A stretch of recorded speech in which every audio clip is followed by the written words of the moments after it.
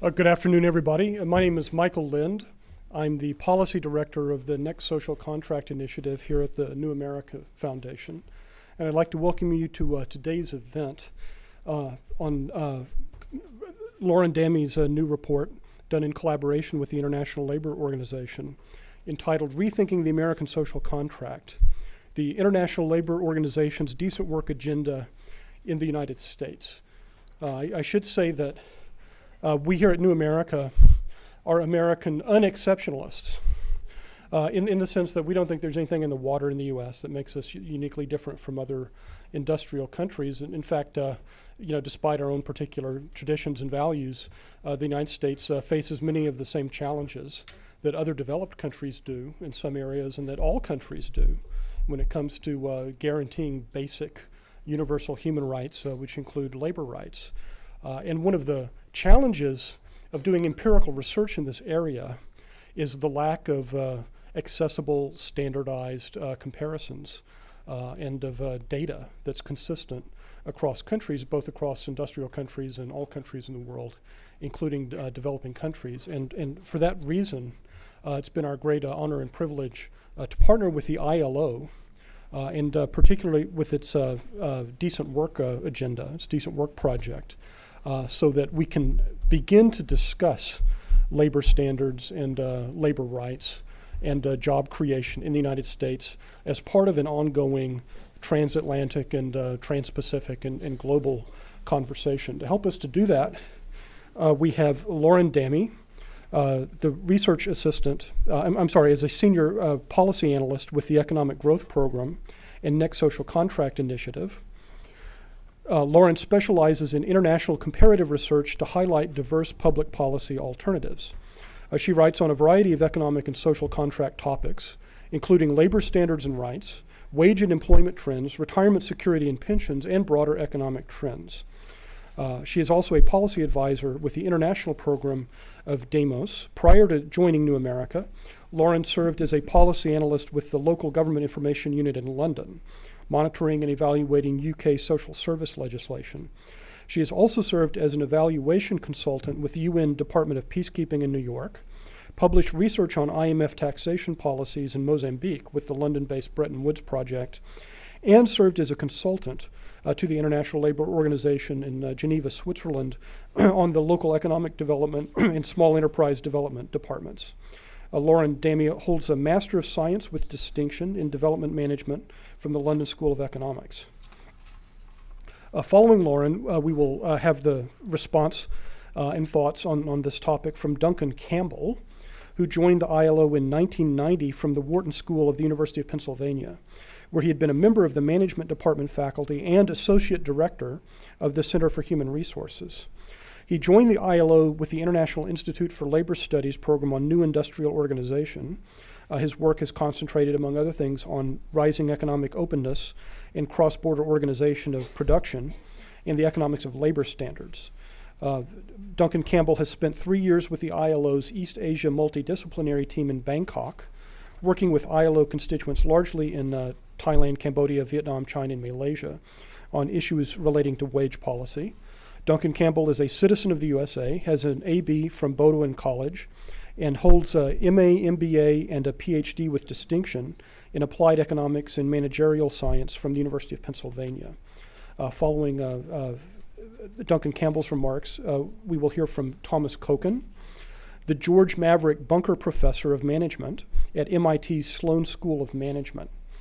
Dr. Koken is also co-director of both the MIT Workplace Center and the Institute for Work and Employment Research. He came to MIT in 1980 as a professor of industrial relations, and from 1988 to 1991 served as head of the Behavioral and Policy Services area in the Sloan School. Earlier than that, he was at Cornell University, where he was on the faculty of the School of Industrial and Labor Relations from 1970 to 1980. He received his PhD in Industrial Relations in 1973 from the University of Wisconsin. Since then, he has served as a third-party mediator, fact finder, and arbitrator and consultant to a variety of government and private sector organizations and labor management groups. He was a consultant for 1 year to the Secretary of Labor in the Department of Labor's Office of Policy Evaluation and Research. So we'll begin with Lauren Damme, on Rethinking the American Social Contract, the International Labor Organization's Decent Work Agenda in the United States. Please join me in welcoming our guests. Thanks, Mike. First of all, I wanted to thank my colleagues at the International Labor Organization, Nancy Donaldson and Romina Bandura, for their help and support, and this project would not have happened without you. And I also wanted to thank Amanda Huffman and Kristen Johnson, who I'm not so sure where she is. Can you not hear me? I also wanted to thank Amanda Huffman and Kristen Johnson for their research support in this project. So we know that our social contract needs renovation. This is not just because of the Great Recession, but because of some longer-term trends. First of all, wage growth has stagnated for all but the highest earners since the 1970s. Employers are less and less willing to provide retirement security or retirement benefits and healthcare benefits for their employees. And the American labor market is polarizing into these high-skill, high-wage jobs and low-skill, low-wage jobs with very few jobs in the middle. This paper started as an idea to argue for the integration of the decent work agenda into our American rhetoric on the next social contract, or on our social contract. But in the decent work agenda, I should explain, is the International Labor Organization's framework that recognizes that decent work is central not only to people's well-being, but also to broadly based economic growth. But I quickly realized that the real value added of the decent work agenda in the US context is that it's this internationally recognized and agreed upon framework that can help us quantify the American social contract. A lot of the time when we talk about the social contract, it's this sort of nebulous idea, and we don't necessarily have a common base from which we think about its what it is, in fact, and also what the current state of the social contract might be. This is in part because the social contract is this ever-changing system of economic and social arrangements between governments, businesses, and their employees and citizens. But I'm hoping that we can use the decent work agenda to establish long-term indicators that will track the social contract even as it changes and evolves. So this paper attempts to provide this common, nonpartisan foundation from which we can evaluate, quantify, and hopefully improve our social contract. And today I'll introduce a few of the indicators. The full list can be found in the paper, and there are 7 or 8 under each section, so there are far too many to do in a short presentation. But these indicators are arranged along 4 areas. I know this text is quite small, so I'll just tell you the important parts. First is creating jobs. Creating jobs requires an educated workforce with training in the areas that businesses need. It also requires a policy environment that supports innovation and entrepreneurship. The second indicator area is guaranteeing rights at work, which means safe working environments for all workers, but it also means creating the legislation and the enforcement for protecting workers' rights. The third one is extending social protections, which mean basic safety nets for workers. This can be healthcare, Social Security, unemployment insurance, basically all of the social safety net protections that workers need from the beginning of their life before they actually start working to periods of temporary disability or unemployment during their working career to their end of life security. And the fourth one is promoting social dialogue. This is dialogue between government, businesses, and workers' representatives, with the thought that this will drive policy changes to support workers as the economy and the needs of the workforce change. These include worker protections and adequate compensation. So I'm today going to just show you a couple of indicators from each of these areas to kind of introduce you to what this paper is about. And then Duncan will have a response from the ILO's perspective, and then Tom, I think, will have some ideas about policy changes that are needed. Did that just skip forward one? Can we go back one, Hillary? Okay, so the first indicator is creating jobs. And as you can guess, if you saw the jobs numbers that came out last week, we're not doing so well in this area. The current jobs deficit, Hillary, if we could go back to the last slide. The current jobs deficit is the difference between job openings and under and unemployment. That's currently 20.9 million. So if we filled every single job opening that is out there today, we'd still have almost 21 million people under unemployed. And 45% of these unemployed are now long-term unemployed, which means that they have been unemployed for 27 weeks or more. And we know that the longer people are unemployed, the more difficult it becomes for them to become reattached to the labor force. And as a result, we actually have one of the highest unemployment rates among developed countries, which has not at all historically been the case for the US. And I mentioned polarization earlier. David Autor from Berkeley has made the phenomenon of polarization of jobs in the US a fairly well-known phenomenon. And over the past 30 years, as I mentioned, jobs have polarized into these high-wage, high-skill jobs and low-wage, low-skill jobs with little growth in middle-skill jobs. And this trend looks like it's going to continue into the future. We actually compiled all of the Bureau of Labor Statistics occupational projections from 2008 to 2018, and it turns out that only 15% of jobs are going to be middle-skill jobs. These are jobs that require more than a high school degree, but less than a four-year college degree. So in terms of rights, we have problems with both legislation and enforcement. By 2005 government estimates, which is the last time this study was done, over 30% of the workforce is qualified as, or is called contingent, which means they don't have an implicit or explicit contract for ongoing employment. These are part-time workers, temps, contract workers, and anyone who basically doesn't have this ongoing contract for employment. So these workers aren't covered by our most basic labor legislation. This includes the Fair Labor Standards Act, Family and Medical Leave Act, Occupational Safety and Health Acts, basically all of our minimum wage requirements, overtime pay requirements, basic safety in the workplace requirements don't cover 30% of our workforce. This also includes equal opportunity employment and the right to organize and bargain collectively. So these are really basic labor rights that the majority, 30% of our workforce do not enjoy. They're excluded because they're not defined as employees under the narrow definition used by these acts. And as you can see, in addition to their diminished rights, they also earn lower salaries than their equivalents who have regular employee-employer relationships. For example, on the far side, you can see that contingent full-time male workers earn 51% less than full-time male workers who have regular employee-employer relationships. And we know that low-income workers are more vulnerable to rights violations. We don't actually have comprehensive data in the US about rights violations. But one study of low-income urban workers found that 1 in 4 experience wage violations each year, and they lose an average of 15% of their annual salary. So that is a huge amount if you're earning $20,000 a year and you're barely keeping above the poverty line to begin with, especially if you have a family. In terms of the enforcement side, enforcement is declining a bit. This example is from the Wage and Hour Division, which enforces the Fair Labor Standards Act and the Family and Medical Leave Act. They depend upon complaints rather than proactive investigations to look into rights violations of workers.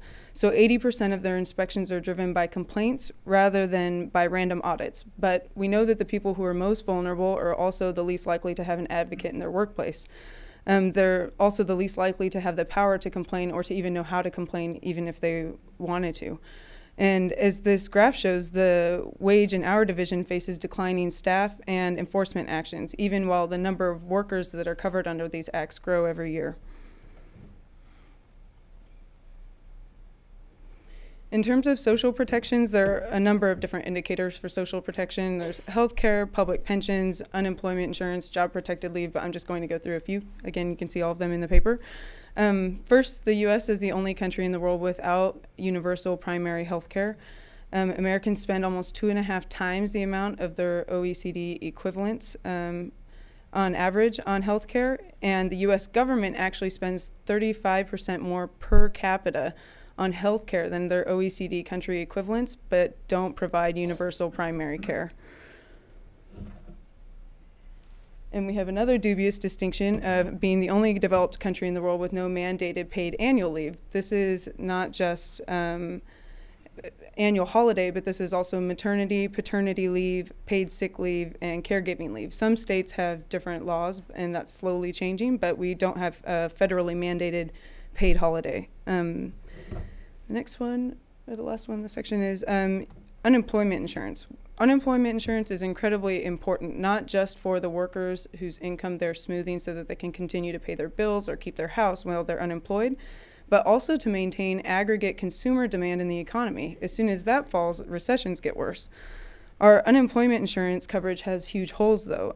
This graph shows that over 16 million under or unemployed workers are not receiving unemployment benefits. And this actually includes the federal emergency unemployment assistance benefits that we put forward in the Great Recession. In the U.S., actually only 43% of the unemployed are covered by unemployment insurance. And this is compared to an average of about 80% coverage in most European and OECD countries, wealthy countries. So as you can see from these past few graphs, there are big holes through our social safety nets through which people can fall. It's not just a few random people.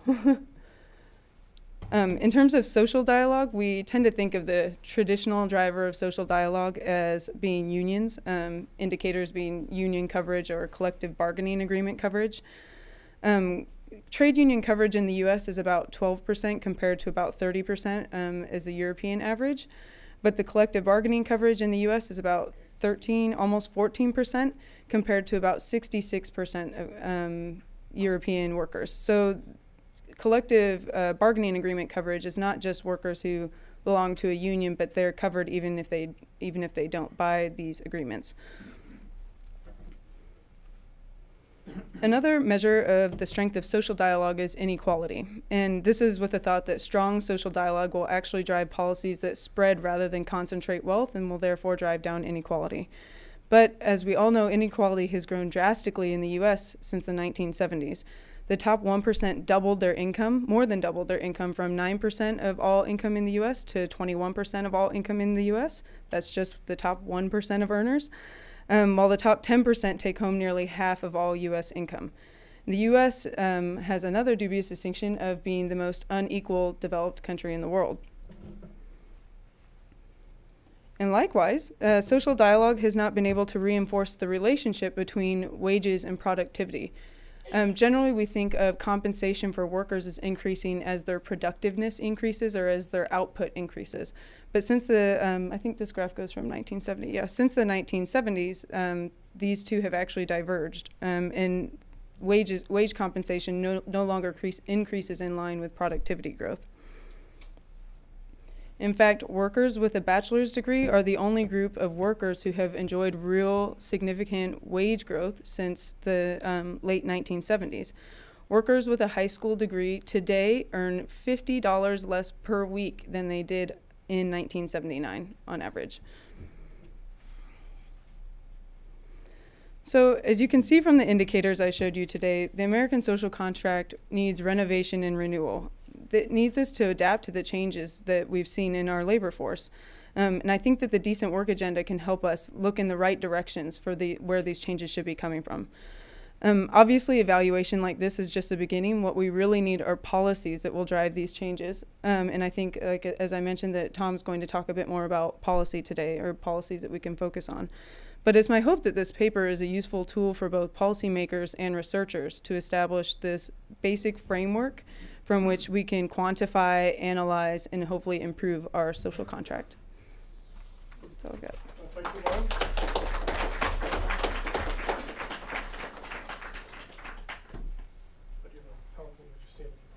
Okay, great, thanks. Thanks very much to the New America Foundation. Thank you, Lauren, for the presentation of the paper. I'm a very boring discussant because I happen to agree with everything she said. And I find the analysis very empirically sound and actually quite compelling. I find it interesting.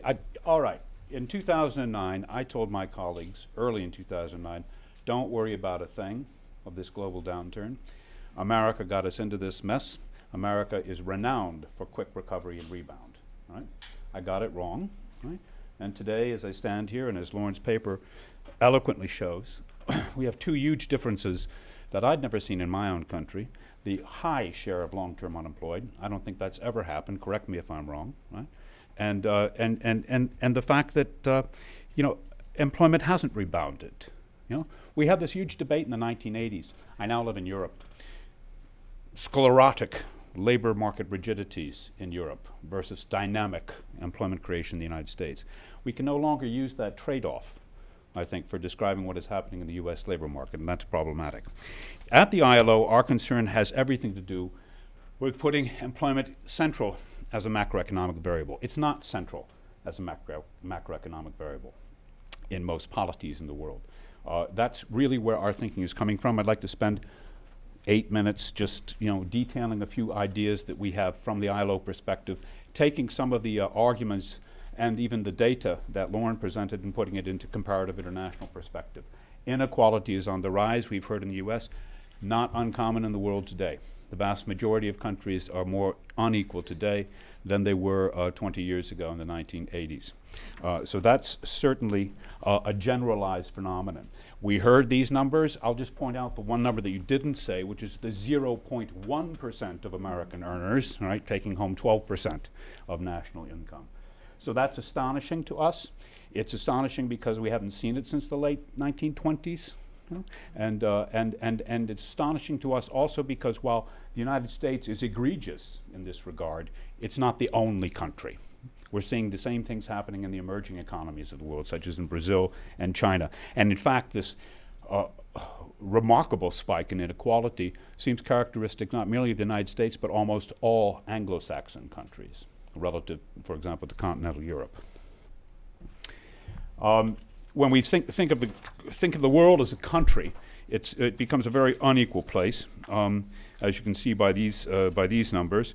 30% of the world's wealth goes to 80% of the world's wealth goes to just a minority of the world's population. As you go down the earnings scale, you discover that 20% of the people in the world, right, that's 1.2, 1.3 billion people, share 2% of the world's income. So things are not getting better, even though we see that real output has doubled since 1980 in the world. This is in real terms. So we're twice as wealthy in the world today as we were in 1980. And yet distribution is the key word here. Distribution is the key word, I would argue, also for the United States. When we look at all this growth, what have we done? Aside from not making employment a central macroeconomic variable in our macroeconomic policies for the past quarter century, we've liberated financial markets, we've deregulated labor markets, and we've all done all this not only on the stance of some sort of theory, but on the assumption that would increase investment rates from which growth would occur, from which the jobs would appear. Okay? Now, all of this has happened, and yet investment has remained flat. This distinguishes, this is quite obviously flat, but it distinguishes between developing and developed countries. If you aggregate them, in fact, the investment to GDP ratio has declined by 2% over the past 20 years. Right? So whatever else is happening, growth of the real economy is stagnating. I won't go over this because Lauren has already shown that Gini coefficients have been changing, certainly for the United States. The United States is down here, showing a fairly big uptick in inequality, but it's certainly not the only country in which inequality has been on the rise. When we look at the world as a whole, over the past 10 years, we've had to accommodate 450 to 500 million net new jobs in the global economy. The good news is that many of these jobs have been in paid employment. Paid employment correlates with level of economic development. So the more jobs in paid employment, the better. The alternative being own account workers. Now you can be an own account worker as a private consultant in Washington, that's fine. But own account workers in ILO terms usually refer to subsistence farming, right, which is a far more vulnerable category to be in. the wage employment picture, therefore, is something that we are very supportive of. What is the figure in the United States? 85, 88% of the labor force are in paid employment, are wage earners, and therefore we do think it's a correlate to wealth. And that's you can't see the y-axis, but the y-axis says who has old age pension coverage. And as you can see, the more that you are in wage earning, that's the x-axis, the more likely you are to be covered by social protection. Having said all this, many are not. And this is the problem outlined in Lauren's paper with respect to the United States, the fact that so many people, the contingent labor force of over 30% of the labor market in the United States is exempt from basic protections. It's the same worldwide. In many countries, people do not have explicit or implicit contracts of employment, even though they are wage earners. They do not have health insurance, even though they are wage earners. And therefore, the statement simply that wage employment is a good per se has to be qualified, just as it has to be qualified here in the US. We talked a little bit about the flat wages. Flat wages constitute the story not merely of the United States, but of a lot of advanced countries, as advanced being the word that the IMF uses to describe the wealthy countries, whereas we do see signs of convergence, albeit from often very low levels, with other parts of the world. I find this to be a healthy sign. It means that there is some sort of, we talked about this earlier with Michael, some sort of decoupling going on in the global economy, whereby developing countries are showing signs of catch-up and convergence. As you know, the emerging economies, and Asia in particular, rebounded very quickly from the so-called Great Recession, a term that I disagree with, by the way, because over 2/3 of the countries of the world did not actually go into recession during the last downturn. The labor productivity gap and the wage gap, Lauren also pointed to. This is aggregated figures, however. It's not just the United States. So the same productivity wage gap is occurring in a lot of developed countries. Bad news. Well, it's bad news because the implication of this, or the obverse of this, is a decline in labor share in national income. If you have a decline in labor share in national income, then you're not going to spend your way into a recovery, in view of the fact that consumption is the most important component of aggregate demand. So if people are not making money, they're not spending it, and growth is not happening. So in a nutshell, polarization.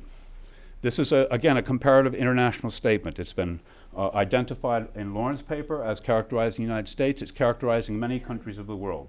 Polarization, a bigger crop of people at the low end of the earning spectrum, a rise in fabulous salaries at the high end of the earning segment, and a squeezing of the middle class, which is something that I think is a topic of discussion, really, because what is happening to the middle class, and will education solve the problem? Here, when we look at social protection, regimes vary across the world. Social protection is inadequate in many countries of the world. It's particularly inadequate in the United States. The top of the bars here just show market-determined incomes, right? And how that yields a particular Gini coefficient of inequality. The interesting thing is, if you look down here, we have two countries. One called Belgium, the other called the United States, right? That in market determination terms have the same degree of income inequality, right? But what Belgium does differently than the United States is, through taxes and transfer, reduce the Gini coefficient well below that of the United States level. So what does this mean? It means that policy matters. Tom will address policies of various sorts. Policy matters as a means of handling untenable market determination. We've seen far too much untenable market determination in the world, made abundantly evident by the financial crisis. That said, and this is my polemical remark, that's not enough. Social protection is vital, right? But we're dealing here with secondary distribution of outcomes, whereas we really have to be thinking, and I think the New America Foundation is thinking about this, about the primary distribution of outcomes based on the primary distribution of opportunity. This is just saying pretty much the same thing. The first quintile meaning the poorest 20% of wage earners, and who gets transfer payments? And almost every country of the world gets more than the US down at the bottom. Korea doesn't get many transfer payments, but Korean distribution is much flatter, much narrower in income terms. So the United States fails in that regard as well, of protecting the poor. And I think finally, let me just say a word about social protection per se. We at the ILO believe that, yeah, okay, it's costly, right? You do have to tax people and spend for a social protection system. The cost of social protection is often exaggerated. If you go around developing countries and say, why don't you have unemployment insurance? They think you're this European welfare state folk, right? We don't want it, we can't afford it, we want jobs, right? The fact of the matter is, when you look around the world, you find that all countries of the world, one, can afford some rudimentary health care and some rudimentary old age pension. An estimated 310 million people in India could be given a basic package of social protection at the cost of 0.5% of GDP. That's meager, right? And the same is true elsewhere in the world today. So when you do see this, yes, there is a correlation between how wealthy a country is, that's the bottom axis, and how much they spend per as a percent of GDP on social protection. But here's the interesting thing. It's the huge standard deviation at the lower end. These are the poor countries of the world. The poor countries of the world show a great deal of variety in terms of how much they're prepared to spend on social protection, meaning it's not an economic matter. It's a matter of social choice. Okay, so with these words, I'd like to thank you very much indeed, first of all, for coming, and thank Lauren and the New America Foundation for the invitation. Thanks.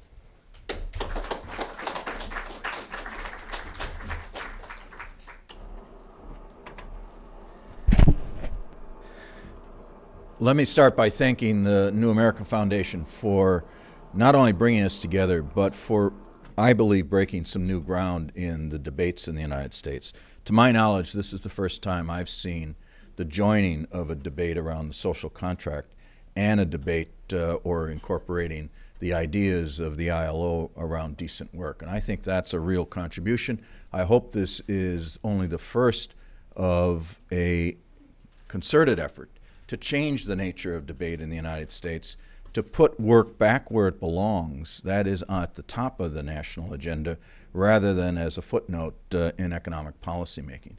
Because I think if there's a fundamental source of the problem in the United States, it's that we don't value work in policy making, we don't value work sufficiently in corporate decision making, and I would say even in our educational institutions like my own, where we train the next generation of managers, I don't believe that human resource issues and the value of work, the role of work, and how we can build a new social contract gets the kind of consideration that it needs to. So what I'd like to do is to talk a bit about where I see the breakdown in this social contract coming from. There's no single cause of the breakdown in the social contract in the United States, and therefore we're going to need a systemic solution or a systemic set of strategies to turn the tide on this set of issues. So then I want to talk about what we might do. Let me start by saying that if you look at Lauren's slides, the one I want you to focus on more than any other is the one that shows the breakdown of the tandem movement in wages and productivity that we actually had if the slide went back to from the 1940s through most of the 1970s. That tandem movement in wages and productivity is what fed the movement of low-wage jobs into jobs that created the middle class in the United States and that sustained the purchasing power in the United States. What we had during that period of time, those 3 decades following World War II, was a good match between the economic conditions in the market, the demand for labor, the demand for new production jobs and service occupations, and the institutions that supported it.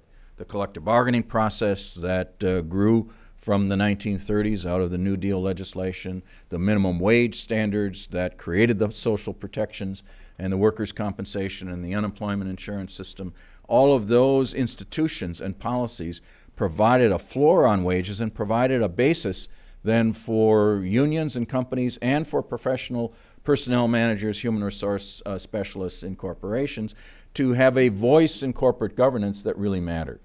And during that time period, you had professionals within management who could speak with authority because they had pressure coming from the outside, either from unions that existed and that they engaged in collective bargaining, or from the threat of getting organized, that disciplined management and that led to a more balanced approach to decision making, balancing the interests of shareholders against the pressure and the interests of employees and their communities.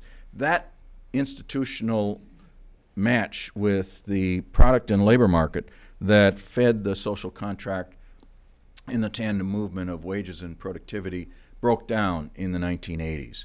And it's the breakdown after 1980 that I think we have to focus on. What happened? Well, there are the usual suspects. Globalization. In the early years of the debate about globalization, my friends in the economics profession minimized the role of international trade. Well, the same colleague that Lauren mentioned, David Otter, who's actually at MIT, a colleague of ours, not at Berkeley, unless you know something I don't know, in the last week or two. But David is a very good labor economist and has done this work on polarization. Actually, I think he overstates the polarization because the jobs at the bottom end have not grown as fast. It's both the middle and the bottom relative to the top. But that's a footnote, a minor footnote in a very, very good piece of work. He's also done some very recent and important work on the effects of globalization, and he finds that when you do the right kind of analysis, about 19% of the decline in manufacturing employment is due to trade with China.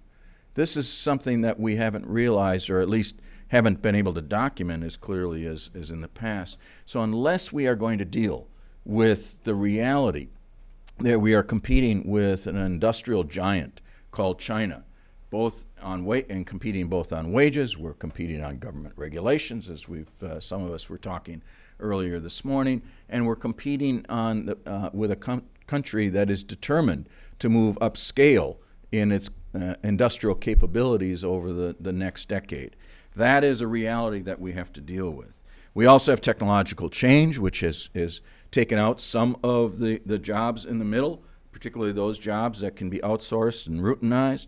But fundamentally, what has driven this breakdown in the social contract is our institutions haven't kept up with the changes in our markets. And so we have seen the decline of unions, as has been well documented. Everyone in this room and probably everyone who's listening and watching this presentation knows it's not only the decline in unions, it's the decline in the innovative capacity of collective bargaining. And so if we are going to address this problem of the social contract, then we are going to have to ask the question, what's the form of worker voice and representation and collective bargaining and social dialogue which is attuned to the 21st century as well as the system of collective bargaining was attuned to the post-war era of the 20th century. That's an issue that I'll come back to. But there's another issue, a deeper and a more problematic and more difficult issue, and that is the change in corporate behavior.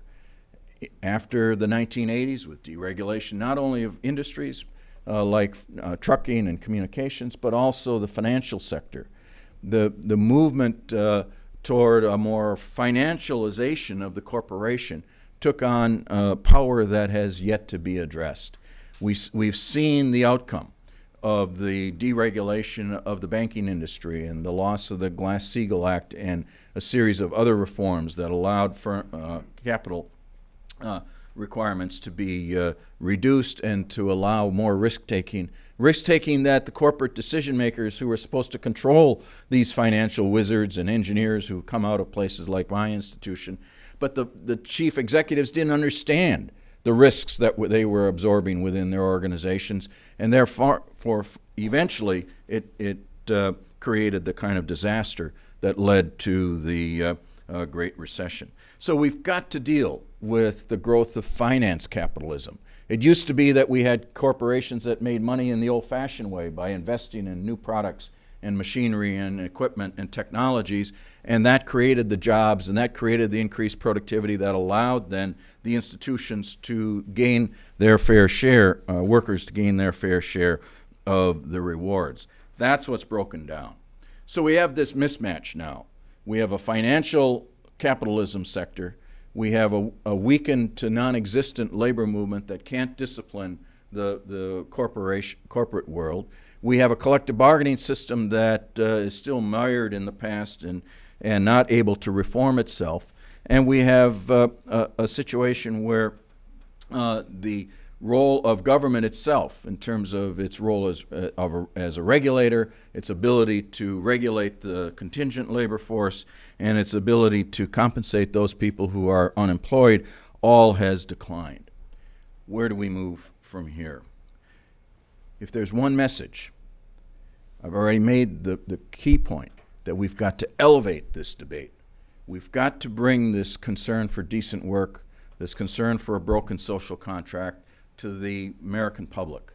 That's partly the job of the president, but that's also our job. We have to bring this message more fully into the debates around the future of the economy so that we aren't held captive to the kind of dialogue that's now dominating the deficit reduction, the debt limit debate. That is, we've got to make sure that we are bringing labor and human resource and work issues and decent work issues into the national dialogue. If there's one failure of this administration that I'm most critical of, it's the lack of that voice. Having that voice at the table in a constructive, in a progressive, in a comprehensive and innovative way that I think is necessary to move forward. So if we had that voice, here are some of the issues that I think that would be raised in a more viable and a stronger way. And let me start with labor management relations. Yes, we've had a debate around the Employee Free Choice Act for a while at the beginning of this administration. It was never really a serious contender for policymaking because the administration didn't see that they had the votes to pass it.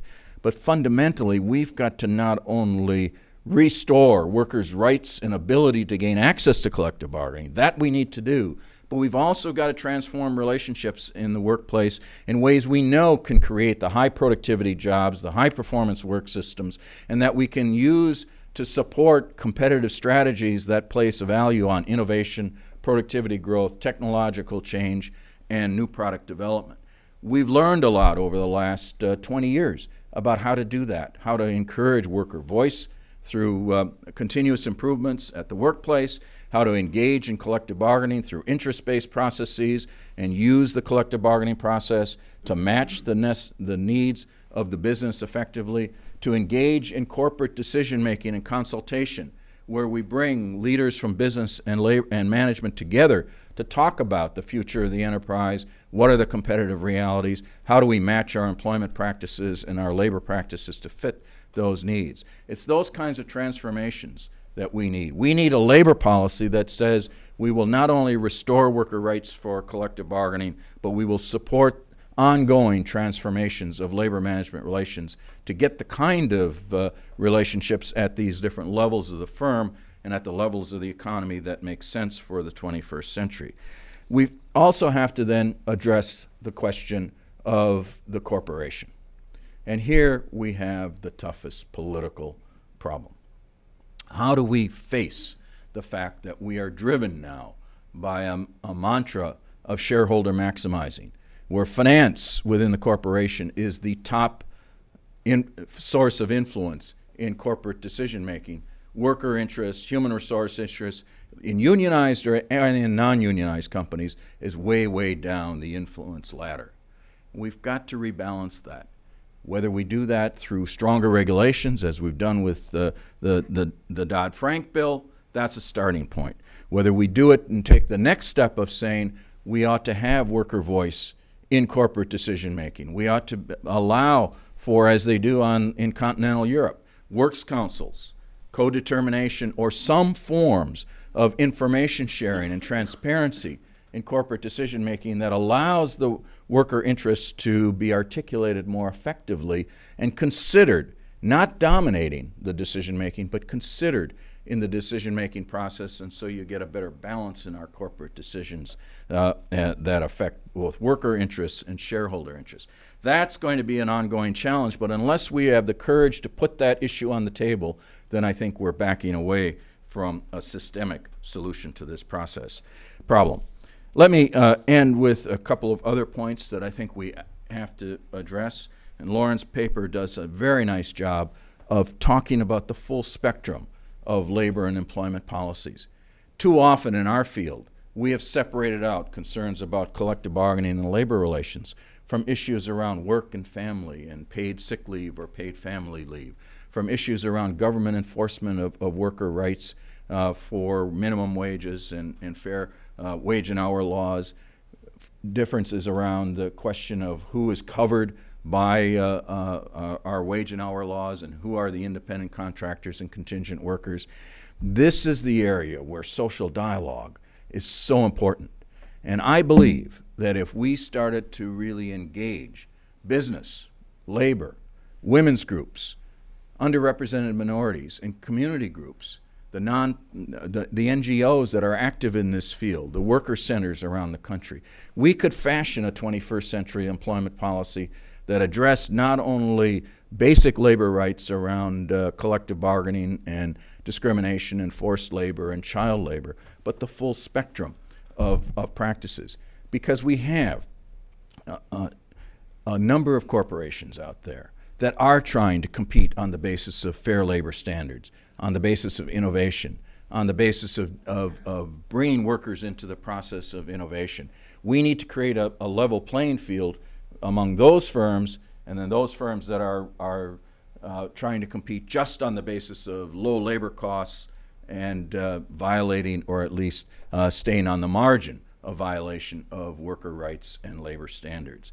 So I think if we did these things, if we elevated the debate, if we started to stand up and say we have to bring work back into the national equation, we have to make it part of our economic policy making, we have to start to address the issues of where workers stand relative to shareholders and other interests in our society, then I believe the ideas that many people in this room and in our colleagues around the country that are working on these issues could begin to fashion solutions to a systemic problem, and that is the breakdown of the social contract.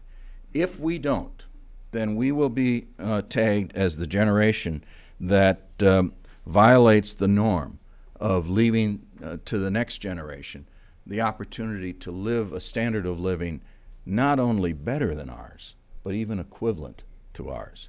That's what's at stake. Some people talk about that as the American dream. Some people talk about it as having an unsustainable economy because the concept of sustainability is to do nothing at the moment, or to do anything that we do at the moment should not only improve our current standard of living, but should protect the future standard of living for next generation, for the next generation. We're violating all of those norms, and it's up to us to continue the kind of dialogue that's been started here by the New America Foundation and with the support of the ILO to see if we can't make a difference. Thank you.